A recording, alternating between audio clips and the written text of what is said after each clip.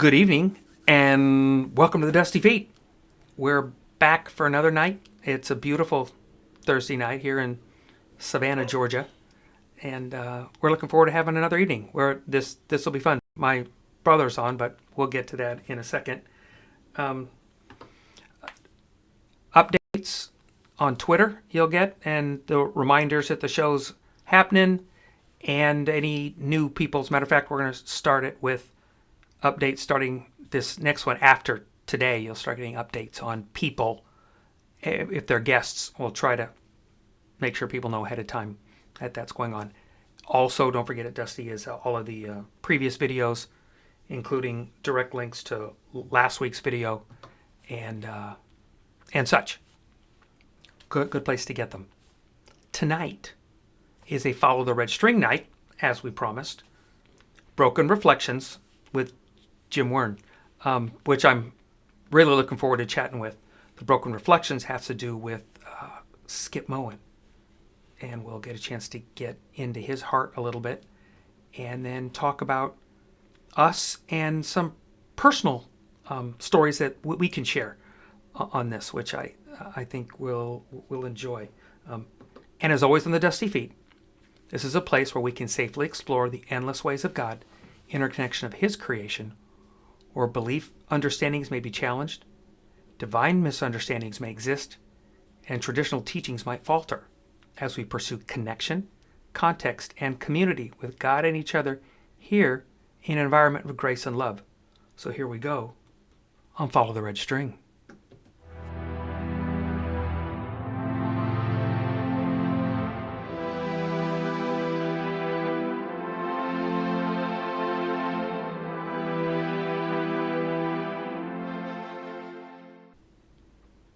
And there we are. Names included. Again, so you don't Sometimes we can switch the names, see if it confuses anybody. confuse them. That's right. Who's got the hair? The beard? Yeah, because what we were talking about, it's not the hair. It's not the color. It's the length. Because we were both, Jimmy brought it up earlier. He said, how come we got grayer earlier in our lives than our dad did?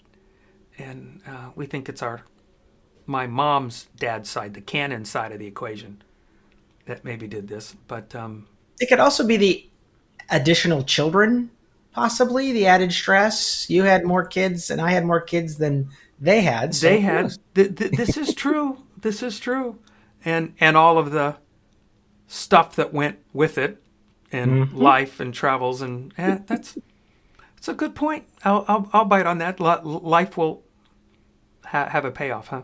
Yeah.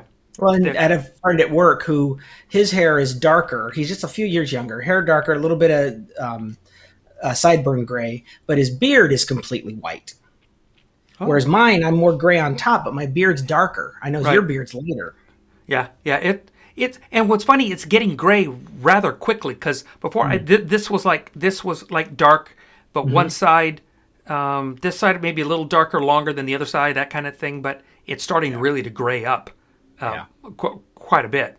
So I'm like, oof, gray. So, but yeah, hence our grayness. Yes. Okay, so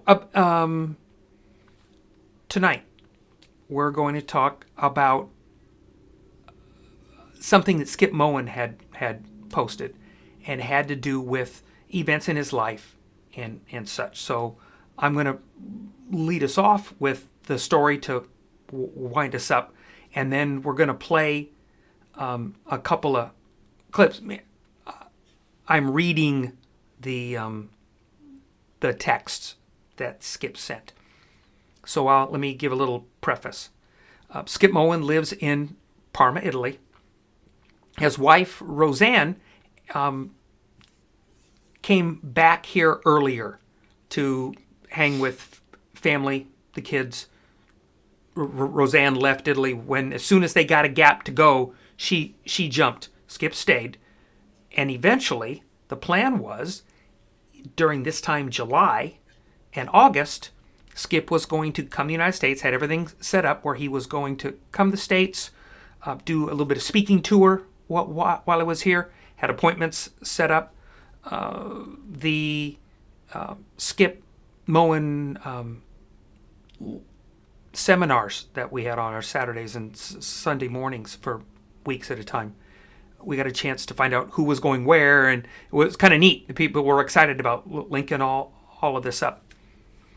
And then middle of June, Skip sends an email that he'd gotten in a bike accident and was hurt, and it was putting everything into flux. 5 days later, he writes this first excerpt. Okay, so let's start by that first excerpt, and then we'll build from there. This is called Breaking News. Breaking news, literally. This is Sunday, and if I remember correctly, 5 days ago, a truck and my bicycle had a brief encounter.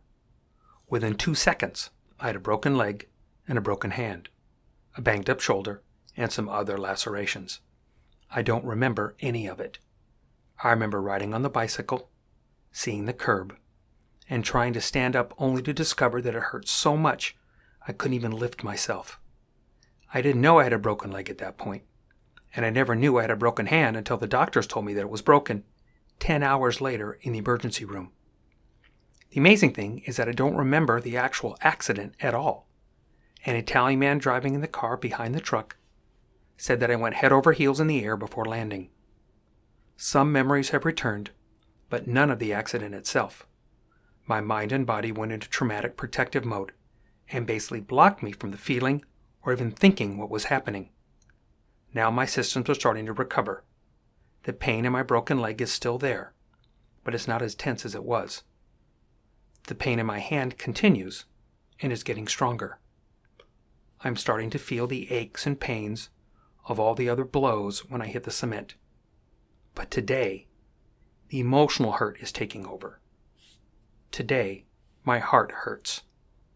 Today, I feel the loneliness, the helplessness, the frustration, disappointment, and the hopelessness. Today, the impact of all the dreams and hopes that I had for reuniting with my wife and my children, for seeing so many friends. Today, those are being crushed along with my body by the truck. Today, those are the hurts. Today, I'm living with the pain that doesn't go away with more medication.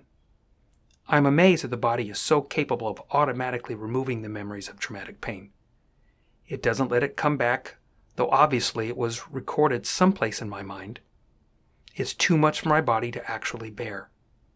So, it just becomes a blank spot in my memory as though it never happened, and I just woke up with all the results.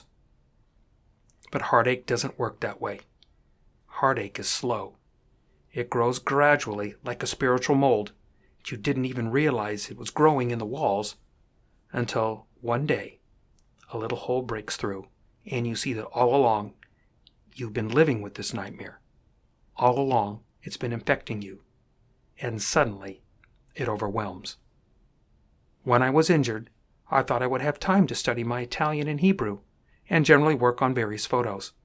But now I am discovering that it's so exhausting just to live, to just move around the apartment, to deal with the pain that I don't feel like doing anything at all.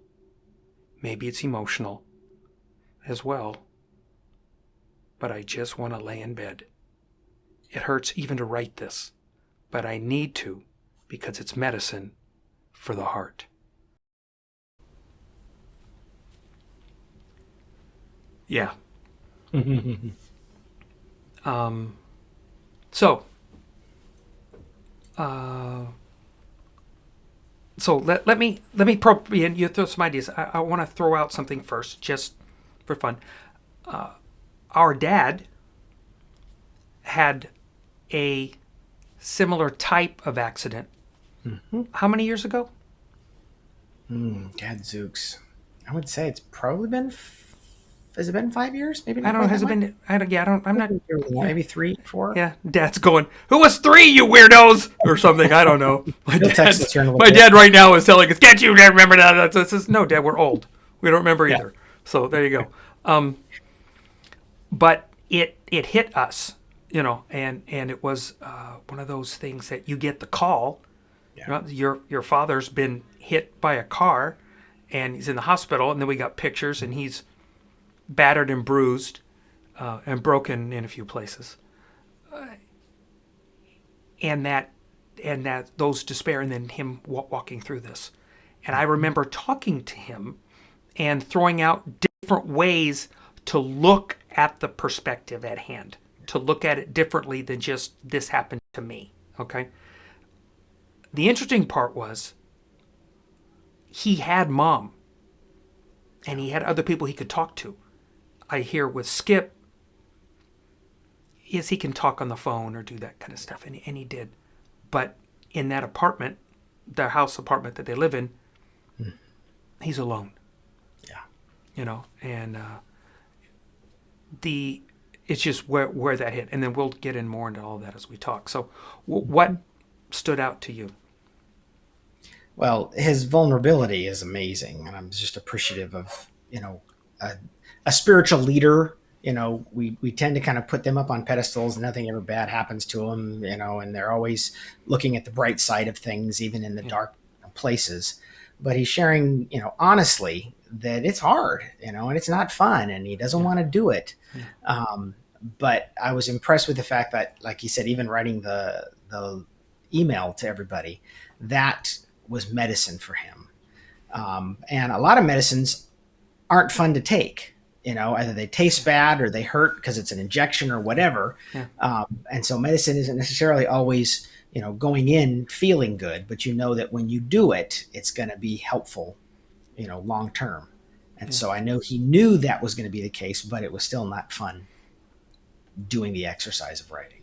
Yeah. When you're in the muck and you're in that, it's not. And to be honest, it might also not, it might be physically painful. In other words, the body aches.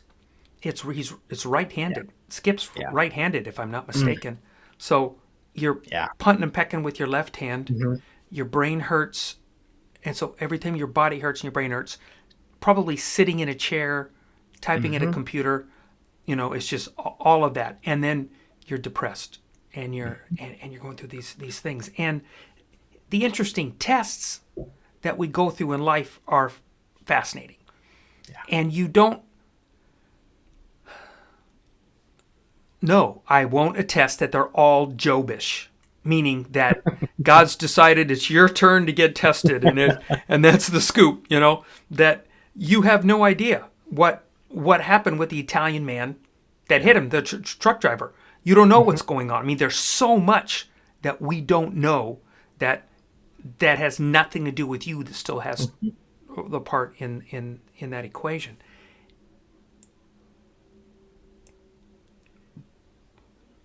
But either way, what God is looking for is our response to it. Okay? And he's looking... I don't think he's looking for the happy guy. You're not going to come out here and go, woohoo, my life sucks, I'm in pain. No. He wants to meet us in our pain. He wants to cradle us in our pain. And that pain does a couple things. It puts your constitution to the test. It puts your life to the test. And in this position, it puts your faith in God to the test. I think it also changes your perspective, because you're going a certain direction. All of a sudden things change. And he talked about, all of a sudden things changed. And it gives you, honestly, I know the times I've been through when I shattered my heel, and I was out of it for a while. Yeah. It causes you to pause. And I know me, and I would suspect Skip's probably similar. I run at about 125 miles an hour, in terms of just fast-paced life, doing everything. Yeah.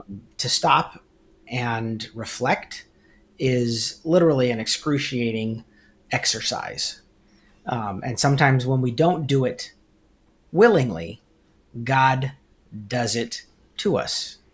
And I don't know whether that was the case with Skip or not. Right. Like you said, we don't know. We will not know until the other side, eternity, what, why, whatever. we've been fortunate, like you said, in Scripture, we got to see a lesson with Job, and we got to see lessons with other um, saints in Scripture and with other people in history. Right. But for us, was God trying to teach me a lesson? Was God trying to teach someone else a lesson? Was God teaching Satan a lesson? We don't know what the purpose was. Sometimes it literally is just stuff happens. Yeah.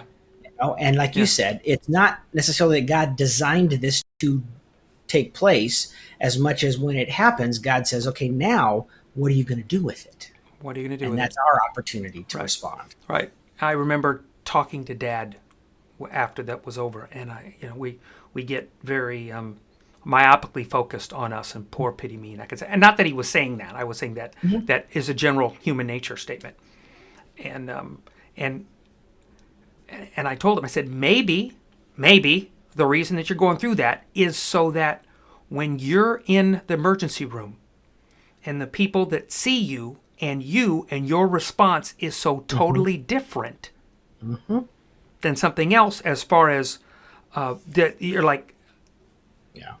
like I said, it happens. I'm not there to blame. I'm not there to cuss and scream. I'm not there to abuse you. Yeah. You're different. And in that, they say, okay, so why are you different? Why are you not like the rest of the people down the hall? And you have an opportunity to share why you're different.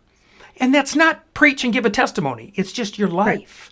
And it will maybe spurn that conversation and that discussion further on, because you don't know. Maybe you're learning a passive forward lesson. That happened to me in Germany. I was driving somewhere. I'm 20 something years old, driving in a 2-cylinder vehicle, a Dushavo, and cool little cars. They look like Volkswagens kind of thingies, right? And when you lose a spark plug, that's half your motor, right? So it's not going anywhere, right? So it was late, and I was near an army base. As close. There's a really kind of clustered in that area in Germany, and this family came up, stopped. This is a husband, wife, and kids in the back seat. Okay, it's not obvious, but it stands out that most likely I'm a GI. My hair's cut. Da da da da. I'm in civilian clothes, and he stops and he's military, and he gets out, helps me get stuff, gives me a spare jacket, gives me an old military military jacket, because I was cold and I wasn't expecting to need a jacket in that deal. We secured the car, drove me home, which wasn't at his home, drove me home, left the jacket. Wow. Okay. And I got a chance to thank him later and that stuff. But I also had a similar incident, got a chance to pass that jacket on.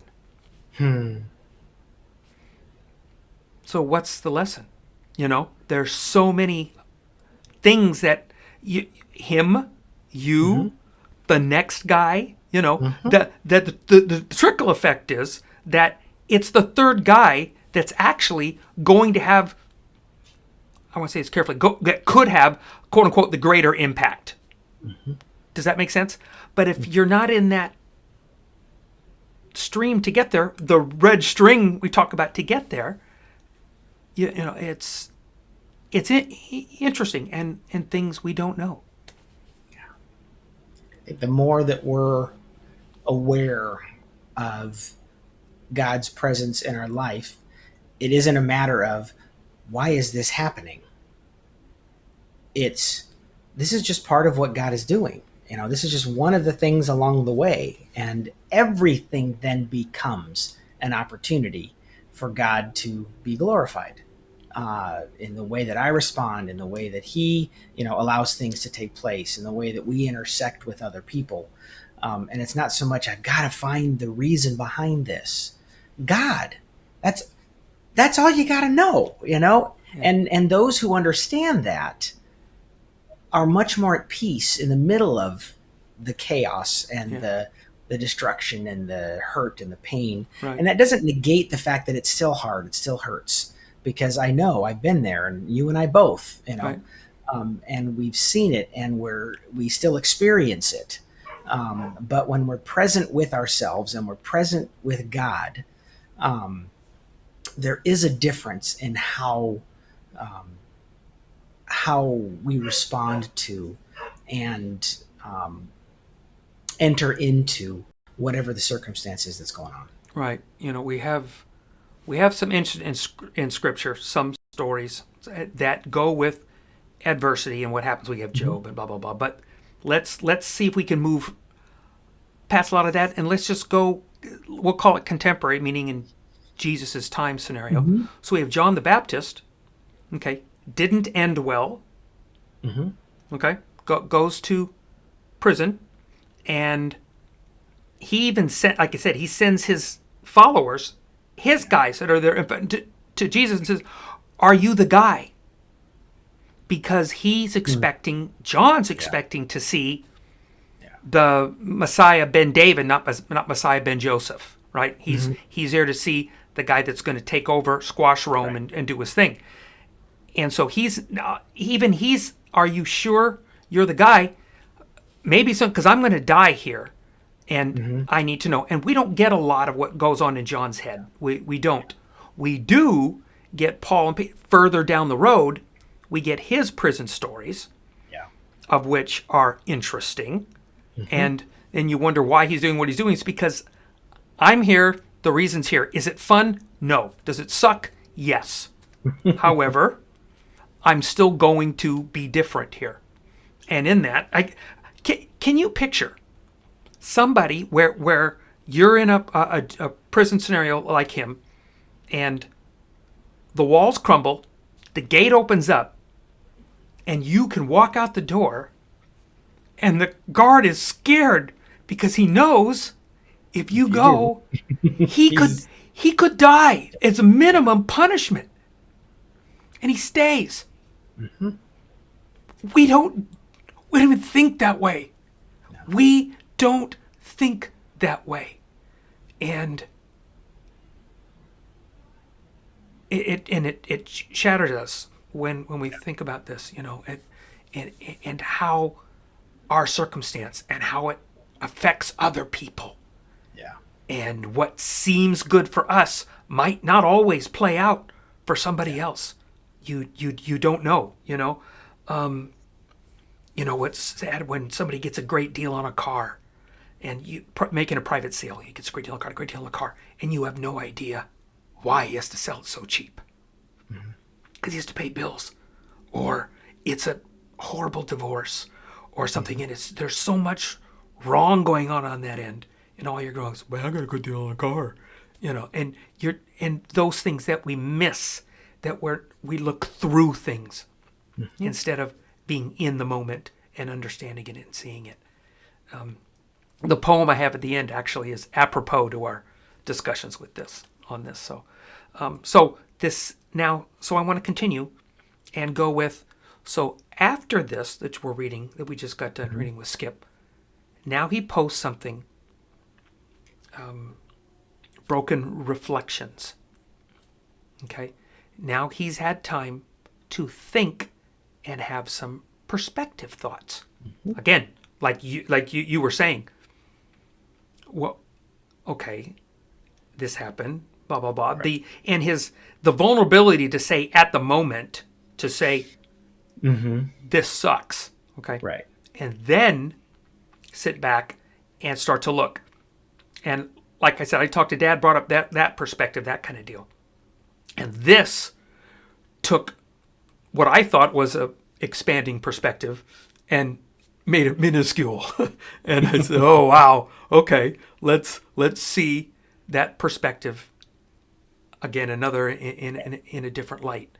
So the picture that you saw was what Skip sent. That's his leg in his hand, and this picture that we're going to look at is the motivation behind his story, or I'll say his story goes with the picture, right? This Yeah. is one of those chicken or the egg, right?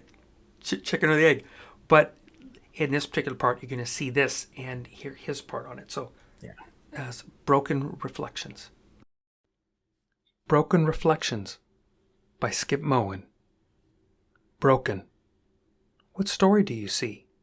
Memories, transitions, disclosure, revelation, discovery. Outside, it seems tragic. Once a place of productive work, now abandoned, purposeless. Reminders of a life that no longer thrives. Broken, shattered, empty. Black tears staining pink skin below the rusted frames, weeping for the loss. But maybe it says something else.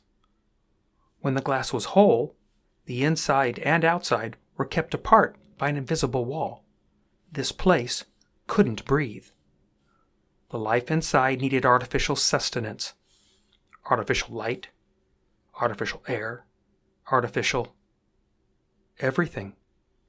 It had meaning because it created obligation. And when the obligation was no longer necessary, life and meaning left. All that time, the world was kept away. There were no holes in the whole.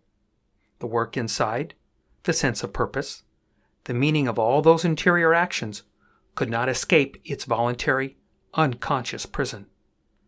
We went to work, as if work had a life of its own, as if work was the meaning of our being there, the meaning of us. Age overcame pretension. Now this place, this once captive market of isolation, lives in a different way. Its beauty is not artificial. The dark inside is accessible, eking its way into the light because it is broken.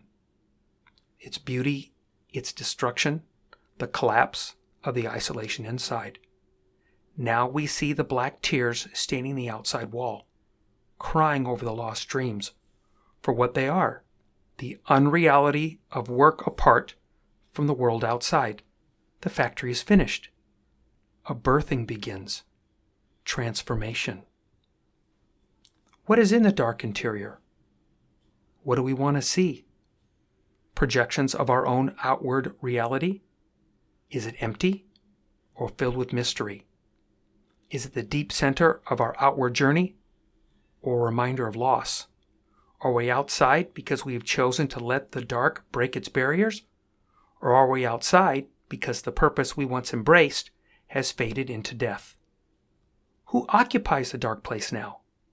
Our ghosts or our glimpses of beginnings, of past journeys aiming for something outside that labor dungeon? What does the broken wall of glass disclose? We were once inside, locked away in that dark space, believing we knew what life meant, working for some end that no longer matters. The pink skin of that world pretended to protect us, promised to provide, to punctuate the problems of our lives with monetary exclamation points. But the end came. The doors closed. The workers we were withered. The world broke in and shattered those pretentious projections of purpose and left us probing the dark mysteries of our past, wondering how these holes help us become whole, wondering why we once worried about what doesn't matter now. A revelation in failed fabrication. A poem waiting to be written in black tears on pink concrete. We will write it. New lyrics to an ancient tune winding its way out of the dark. Weep with this monument of disclosure. Then dry your tears. Life is not inside, in the brooding dark of our past shattered memories. Life is here, outside, seeing the dark interior, the black skin stains, standing in a story that continues, that knows where it began, and why it cannot remain behind an abandoned origin. Now we are in a place of perspective, viewing the alphabet of the broken edges. What it says is what we need it to say, if we're ready to read. And this is a quote from Steffi Wagner from Healing the Mother Wound. Pain travels through families until someone is ready to feel it.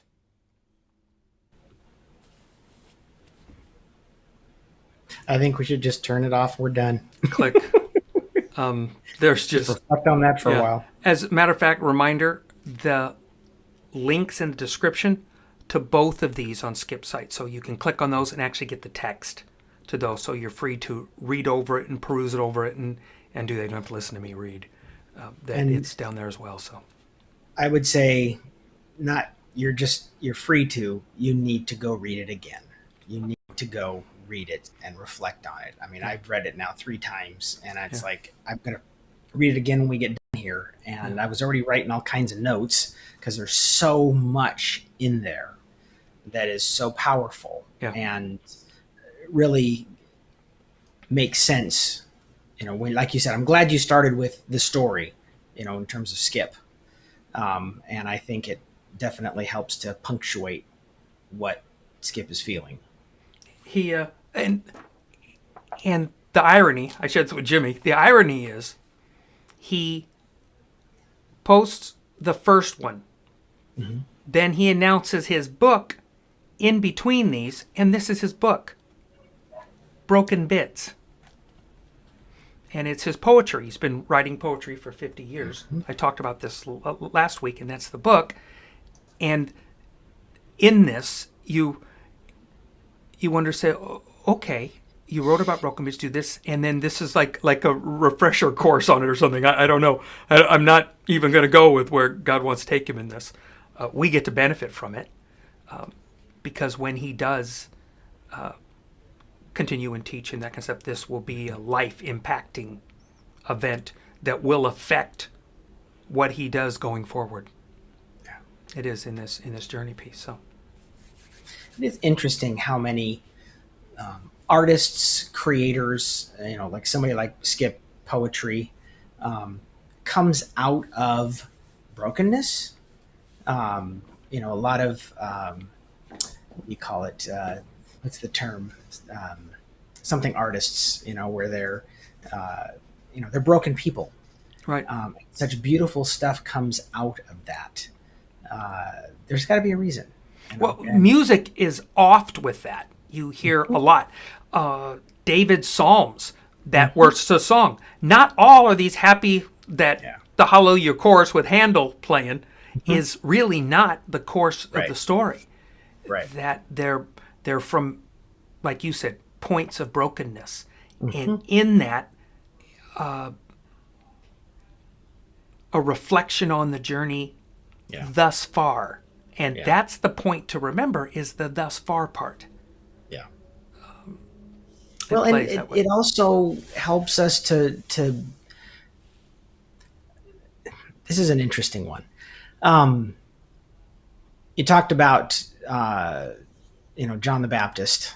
You look at Jesus, where, and you look at Paul, Paul could have walked out of the prison, and that would have been a victory, and the church would have went, woohoo, but there was purpose in staying. Jesus could have gotten off the cross, and all the Jews would have went, yay, victor. And that would have been a very joyous moment, but a very hollow victory.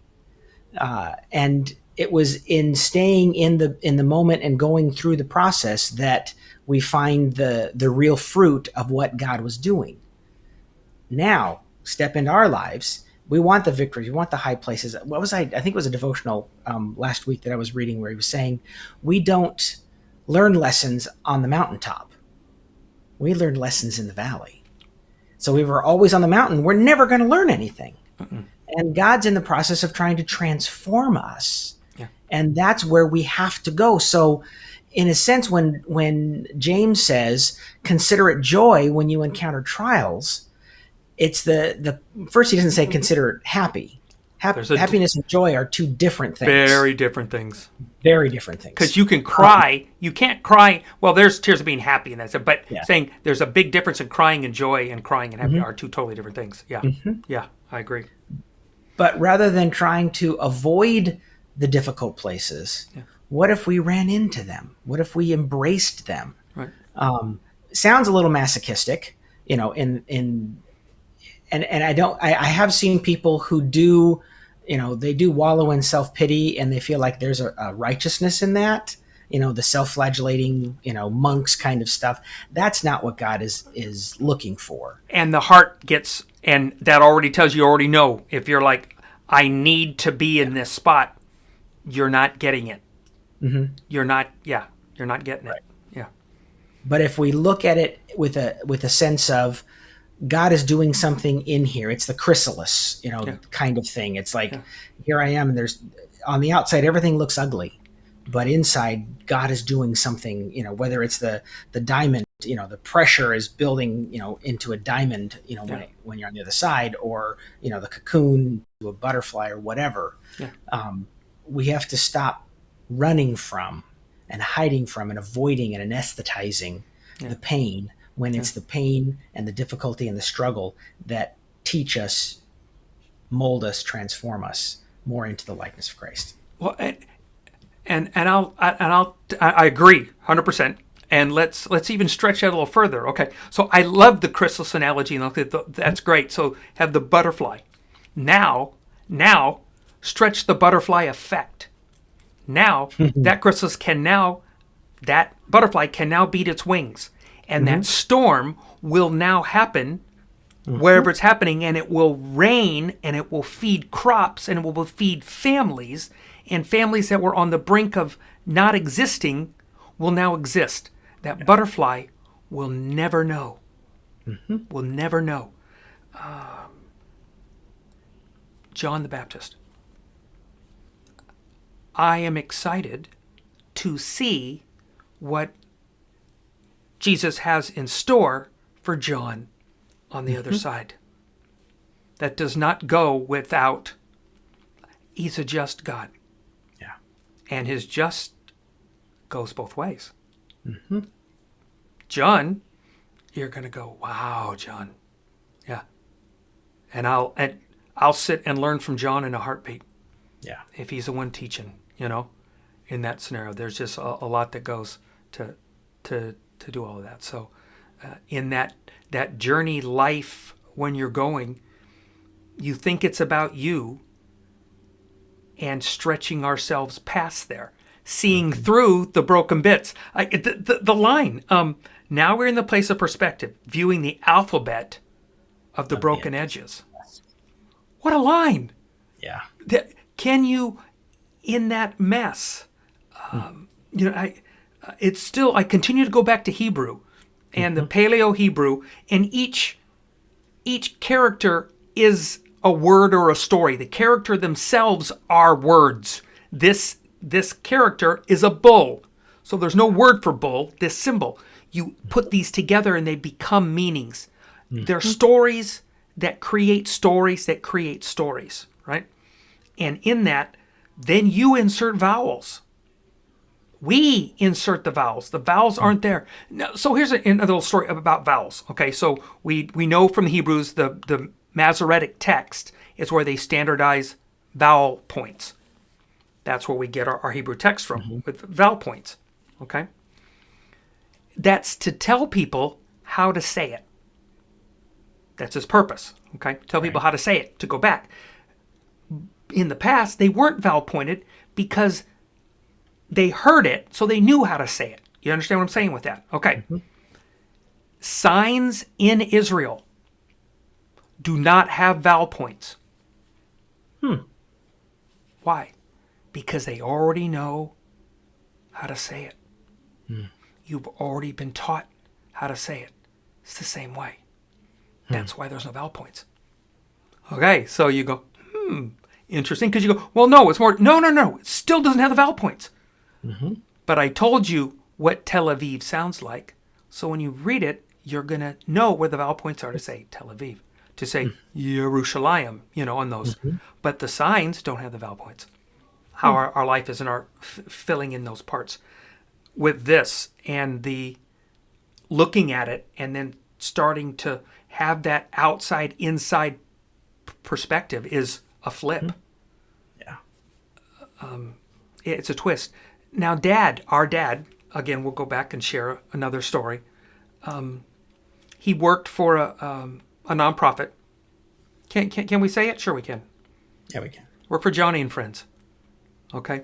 Proudly for what, 2.5 decades, almost three, going on three, right? And then, like time, it was time to move on. And they have other people, direction changes, leadership, those kind of deals. Johnny's always been there, but Johnny doesn't run the day to day.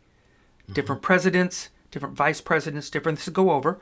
And Dad's function, they decided to go a different direction and without Dad.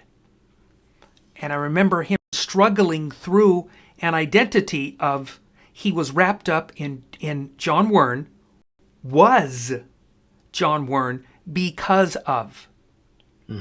And that's what this talks about. I had become the identity of that setup. And a harsh lesson to learn. For me, in the military, I was determined not to be that. And I want to say this with all humility and to be kind to people. So I don't want this to sound mean. But I didn't want to be the guy that couldn't leave the base.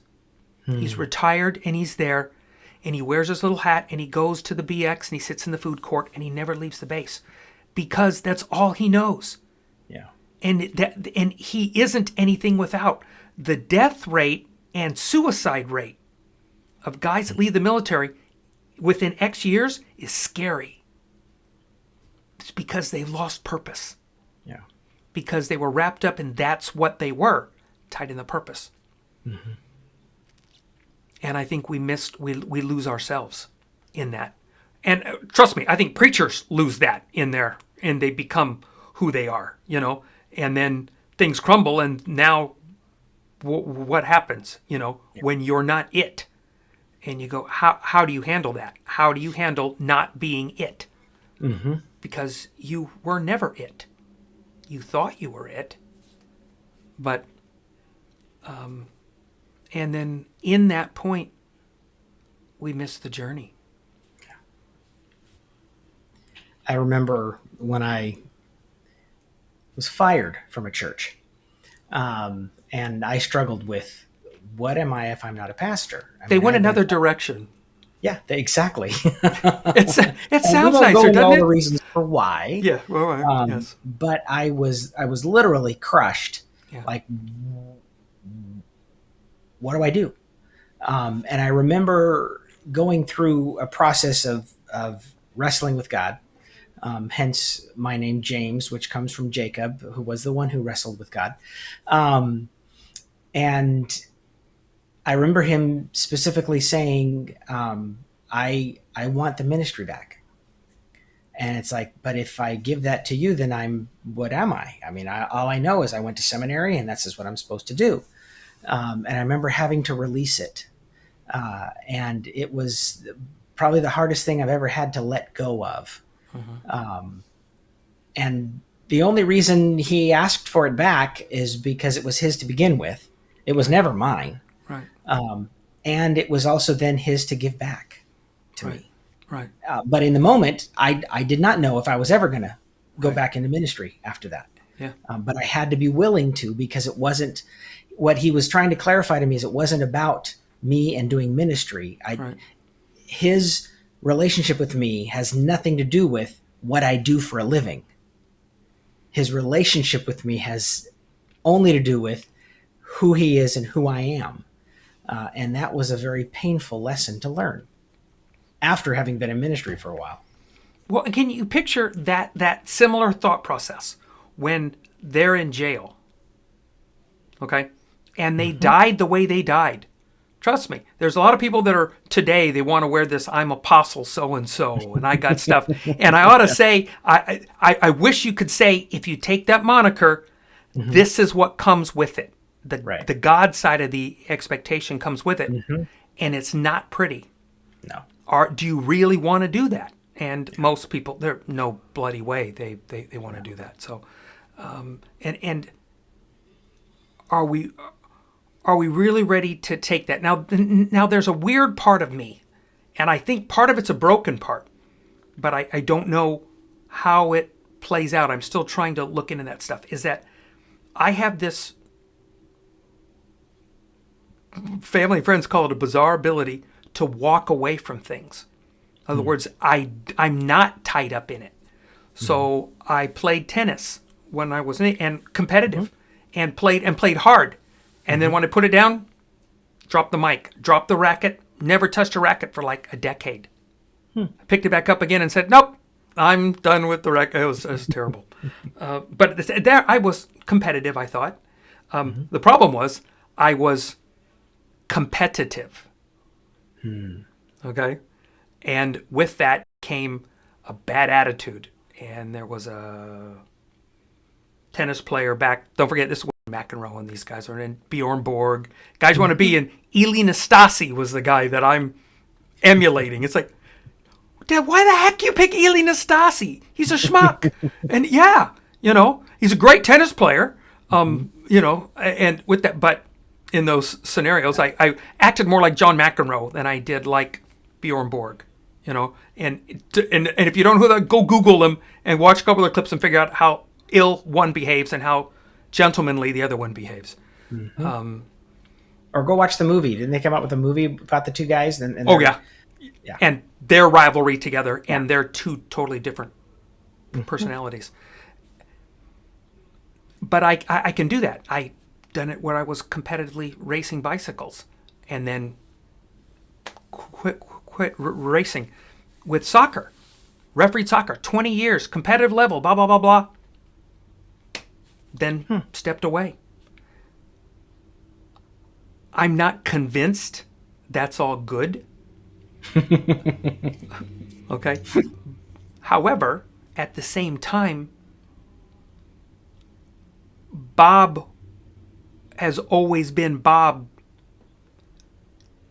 regardless of those things. In other words, my identity has never been. I've had nicknames to go with things. I was Rock and Roll Bob with refereeing for 20 years. I'm Rock and Roll Bob. You could still go to people on the East Coast, and you go to a soccer tournament, and you go, "Do you anybody hear Rock and Roll Bob?" And I probably still get a couple nods. I know in Charleston I still do, but that wasn't me. Right. And I wasn't, when I stepped away, it wasn't like, oh, who am I now? Because I don't know what I am. Racing bikes, speedy, and different deals. And in those times, I can detach from there. Again, I think the bad side of that is that I have trouble connecting to certain things. I'll be honest with that. And that's something I have to work and get better at for sure with me.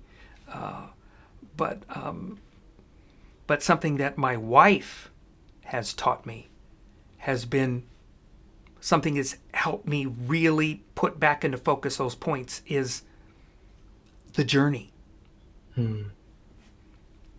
The journey, to remember those things in the journey. There's a picture that I have of me, and along this journey of refereeing, for instance, somebody took a picture of us. We're in Dallas, Texas, Frisco area actually, and we just had a huge downpour, giant rain pour. The fields were muddy. I mean, they were horrible. And so we were down at this ravine that's in the park. We're in a huge sports complex, and there's this drainage ravine, and water is just gushing down this drainage ravine. So we're down there washing our cleats off and rinsing our socks off, because we can rinse off before, because during the day, how many uniforms you're going to bring? You bring two, you got two, you're a mucky mess. So I'm down there, and I have my socks off, and I'm washing the deal, and you look back, and the bottom of my legs are so white. I was famous for this. We're so white that they swear I have socks on. And you realize Bob's not wearing socks. Those are his legs. Oh my gosh, And because I was so religious about when I went to a field, I was always in uniform. I was always ready to play. You never saw me half dressed. You never saw me with my socks pulled down and some t-shirt. I was always tight. I always had this stuff. The military side of me, I think, probably snuck on in there. So my socks were always pulled up. So you never saw my calves. You saw the definition of my calves, but you never saw my calves. Then you get out and you get these butt white legs, right? And look from a distance, people joke, I'm wearing socks. The journey. Mm-hmm. The journey. That's not on a field, not in a game, not in the deal, but those events that you go and reflect on. I wish I could find that picture because they reflect a journey. Yeah.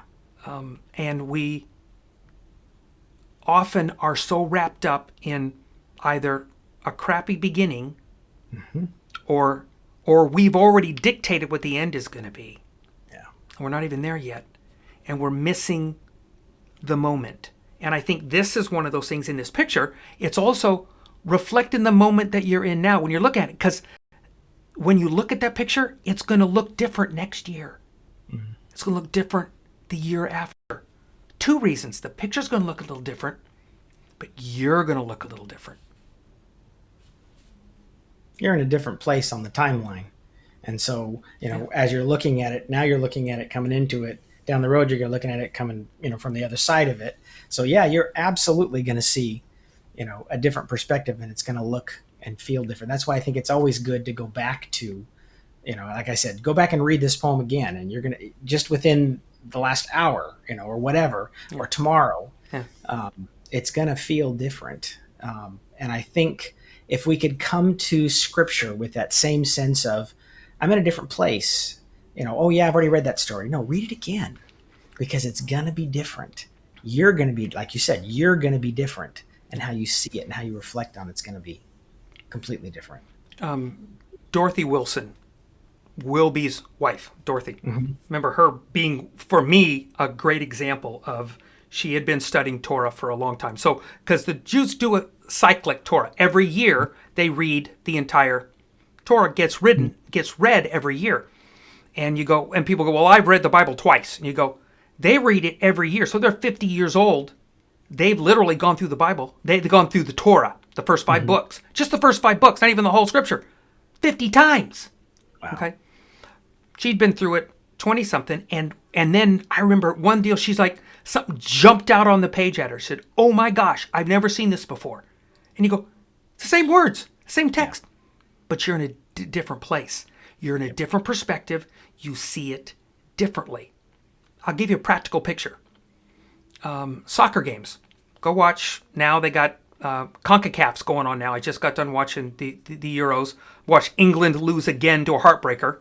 The Copa America. Actually, what's funny, the two countries, the Copa America and the Euros, the host countries also got to play in the final. Brazil was in the final. The final was in Rio. England was in the final. The final was in London. Both hosts lost. They lost in their hometowns. What a crusher. But, okay, so I digress to a story. You'll see a foul. You'll see something, and the VAR, right, the video assistant referee, will, then they'll stop, talk, and they'll send the referee over to a monitor to give him a different perspective. Right. If you were here, because that's really what I did in that deal. If I was there, what would my call have been? I remember when I was a ref and I was being assessed, and Dr. Wilbur would say, Don would say, what did you see? This was the deal. This is why I made the call and the card. He goes, I'll agree with your explanation of what you thought you saw, and your reaction with that I would deem appropriate. That's fine. However, then we get to look at the tape. And he said, if you had seen it from here, would you have made the same decision? That's one. Number two, then you had a backup question. That's like a forward question, right? And the backup question is, should you have been in the other perspective? You picked the direction you ran, you got on the wrong side to see something, or you were flat. Flat is where the players are like this. So if a guy's grabbing a jersey and I'm blocked, I can't see it. So I need to get wide, one side or the other, so I can see this action going on in between these two players, right? And if I don't get wide, that's happened. I noticed it at the Heather and I've been watching. I'm going, the ref's flat. I get he missed it. because Hmm. he was screened. He couldn't see what was going on. But so the question then goes to, did I make that decision before that got me to where I'm at to make that perspective call that I could have gotten? And those are those life questions we ask ourselves. Hmm. Maybe back here I made a perspective call Yeah. that put me here, which is, I get why I'm looking at it this way. But then people would say, if you shift this a little bit, what do you think you might see now? Yeah. Yeah. I'll have to. I mean, it's time. There's so much more here. I'm wondering if we need to pick this up in a week or two or whatever, and keep going. Maybe encourage people to read it and then come back. Having had them read it themselves and then talk some more. Because I've got a whole bunch more here that I've been chewing Yeah, on, yeah, just based on this. yeah. No, I agree wholeheartedly. So let's do this. So I have will be next Hmm. week.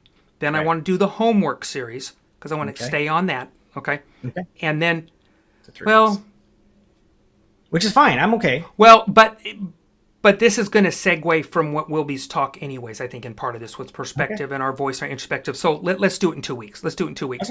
So everybody knows, if you're watching the video, that the homework series are going to get bumped another week, and so we'll have Wilby next week, and then we'll do Yeah. another red string. Continue this discussion there, and Right. bring. Yeah, there's so much more in this. That's why Dad said there's 100 different things you can bounce off of this. So there is more, and I would like to discuss more. So Cool.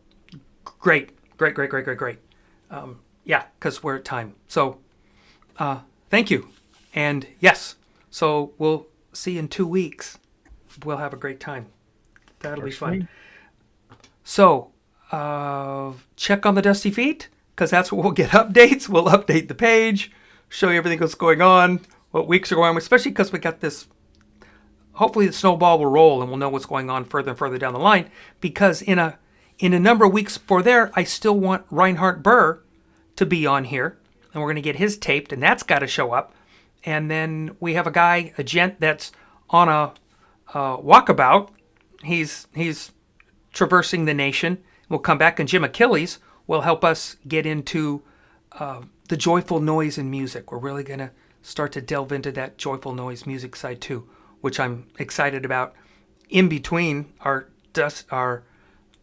homework series, which we're on part 9 of, I think it's 37. So we've got a lot to study just in Matthew alone, which is exciting to do. So next week, Truth and Spin with Wilby Wilson. We'll get a chance to hear his story, and we'll get a chance to talk about healing that brokenness, and maybe talking in perspective of seeing through the brokenness. I don't have to put the clear glass back. I just need to look through the picture that's there and what it has to offer, and then how we can work and heal within ourselves. And Wilby will bring his part to this, which is a wonderful story. His testimony is fun. And like I said last week, I want to end with a poem. And this poem is apropos for what we've been talking about. Becoming. A book informs between preface and conclusion. A movie entertains between title and credits. A journey travels between departure and arrival. A project succeeds between start and finish. A marriage blooms between promising and dying. A life becomes between birth and death. Why do we rush to get through it when all that is good is in between? Are we not all in between purpose and destiny? Becoming the end from the beginning. Skip Moen, Broken Bits, Poems from the Wasteland. And thanks for being with us tonight on the Dusty Feet.